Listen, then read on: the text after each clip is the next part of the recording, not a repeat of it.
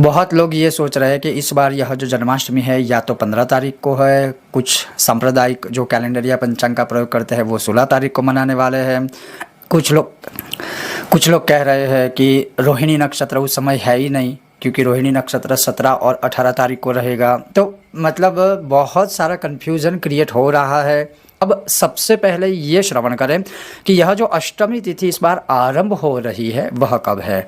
तो 15 अगस्त 2025 को शाम के या रात्रि के 11:50 को अष्टमी तिथि का आरंभ हो रहा है 15 अगस्त को। अब वह समाप्त कब हो रही है, तो वह 16 अगस्त रात्रि के ही 9:34 पर यह तिथि तो समाप्त हो जाएगी। और हम जो भगवान का जन्मोत्सव मनाते हैं वह मध्य रात्रि में, वैसे तो देखिए उस समय के अनुसार, ज़माने के अनुसार जो हम कहते हैं 12 बजे, तो हम तो तिथि के अनुसार चलते हैं, लेकिन फिर भी हम जो मध्य रात्रि का एक समय लेकर के चलते हैं 12 बजे वाला, तो वो कब आएगा तिथि के अनुसार, वो तो 15 अगस्त को ही आने वाला है, क्योंकि 16 अगस्त को तो 9:34 को रात्रि काल में यह तिथि तो समाप्त हो जाएगी।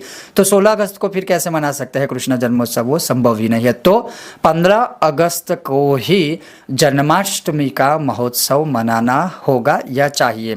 देश काल के अनुसार आपको जो ठीक लगे आचरण कर सकते हैं। तो ये एक बहुत ही स्पष्ट और क्लियर बात है और ये पंचांग में लिखा हुआ है। अब दूसरी बात ये है कि अगर हम 15 तारीख को जन्माष्टमी मनाते हैं या कृष्ण जन्मोत्सव मनाते हैं, तो फिर उपवास हमें कब करना है। तो ये दो बहुत ही महत्वपूर्ण बिंदु है। सबसे पहले आप चाहे तो 15 अगस्त को भी उपवास कर सकते हैं कृष्ण जन्माष्टमी का, और अगर आप चाहे तो 16 अगस्त को भी कर सकते हैं। क्यों? क्योंकि 15 अगस्त को जो कृष्ण जन्माष्टमी है वह स्मार्त है, और दूसरे दिन 16 अगस्त को है वह वैष्णव, ऐसा कहा गया है, लिखा गया है पंचांगों में। हालांकि मैं ये कहूँगा कि दोनों दिन आप चाहे तो कर सकते हैं। अगर दोनों दिन नहीं भी हो सकता है तो जो उदित तिथि के अनुसार 16 अगस्त को भी आप चाहे तो कर सकते हैं, क्योंकि 16 अगस्त बहुत बड़ा दिन है।